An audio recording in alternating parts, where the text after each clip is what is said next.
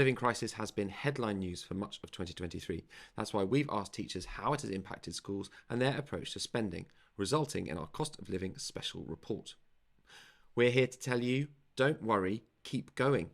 In these 3 Insight specials, Lance and I discuss the results of the survey and what they mean for the success of your next sales strategy. In part 3, we move on to protection and support, areas of spending that are remaining protected and ways that you, the education and businesses, can help support schools. And which areas did we find that schools are looking to protect? Well, this was a nice area to look at because before we were looking at reductions, but now we're looking at areas that are being ring-fenced and protected from those cuts. So across the schools, it's quite an interesting picture to look at, and it does change the different decisions that individual schools are making about what to keep and what to protect. But first of all, the legal bit. Yep.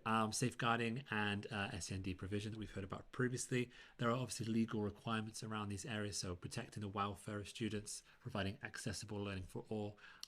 Schools are required to do those things, so it's no surprise to see that safeguarding is on 63.2% when it comes to protecting, and SEND provision is on 51.9%.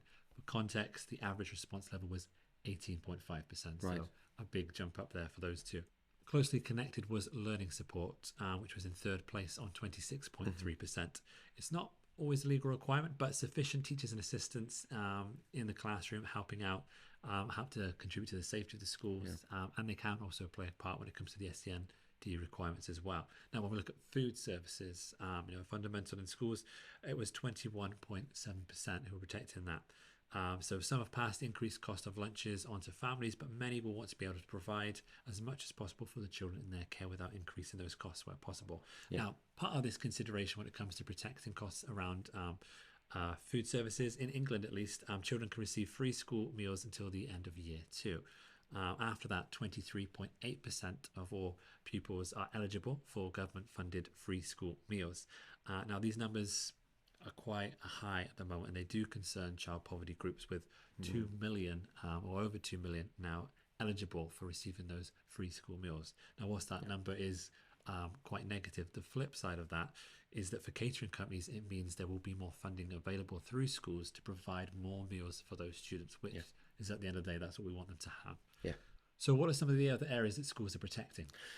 Well, high on the list here is staff training, protected in almost a quarter of schools, 23.8%. Protecting staff CBD shows an investment in the staff, in the teachers themselves, and it goes a long way in encouraging staff to stay enrolled. So it's a retention tool, if nothing else. They feel looked after, they feel like they want to stay in that role for longer. The response to this question, though, shows a diverse approach that schools are taking. Technology-focused schools, for instance, favour the benefits of EdTech in helping with squeezes elsewhere, so 9.8% are protecting EdTech solutions. Others continue in investing on tutoring, so 7.9%, are supporting student learning with tutoring, being protected and making use of some of the government funding as well. School fundraising can be challenging at this time. Families are often called on to support these things, but they're struggling themselves. However, 8.25% of schools are protecting this area with contributions from their communities, helping them to do what they can. There is a lot to be positive about, as most products will support well-being, attainment gaps and staff satisfaction, and making this clear in your communications will increase the likelihood of sales. It's clear that school purchasing is happening in all areas. It simply comes down to targeting the appropriate needs in the right schools, and this is where campus will help you go a long way with that. Even the lowest responses, in fact, furniture and distance learning represent significant opportunities nationwide. So we've looked at the areas where schools are protecting their spending.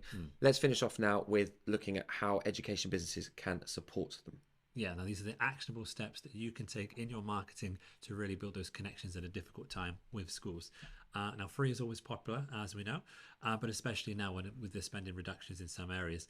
And we heard previously that 62.5% were reducing spending for resources and equipment. So it then follows, as no surprise, that 67.6% would like you to share free resources and advice. Going hand in hand with this is the 60.9% who would like incentives and rewards to be improved.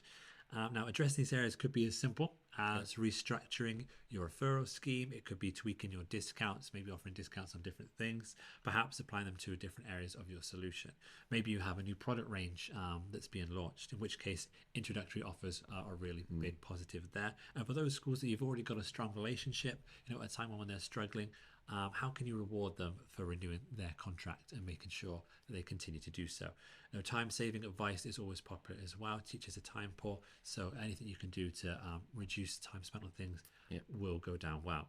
Now, brand awareness is a great opportunity here for our businesses. You can demonstrate your commitment here to social responsibility at a time when it's needed most. So over half of our respondents like the idea of your education business sponsoring their events. 53.9% said so. And when it comes to sponsorships for students and bursaries, 51.8% think that would be a great idea.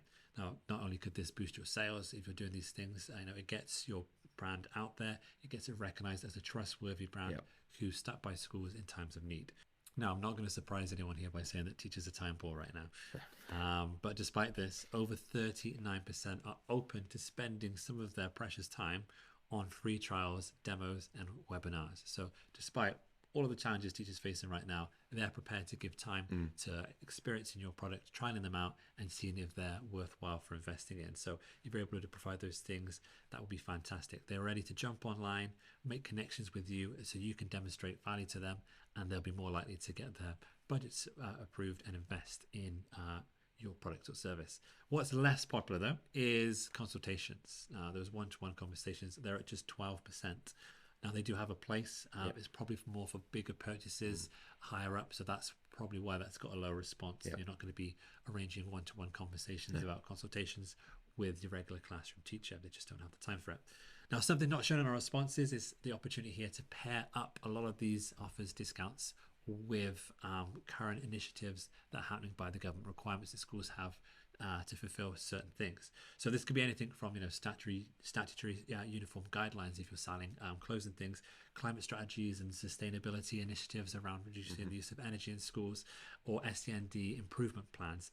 If you have a look on the government website about any of the initiatives that connect to your area, and you can connect that to how you're saving teachers time by showing how you're already jumping through those loops for them, then your product and service will be even more popular. So some great actionable steps here that you can take to really court those sales with teachers right now, even during the cost of living crisis. The cost of living crisis has cast a cloud over decision makers' ability to spend in the way they would hope. But as we said at the beginning, we're here to tell you, don't worry, keep going. And by watching this video, you now know what educators are protecting and how you can use your own means of supporting them to build connections with schools. To get your next campaign up and running, or simply to discuss how we can help you to extend your reach to schools, get in touch now for a free strategy call with one of our team of Selling to Schools experts.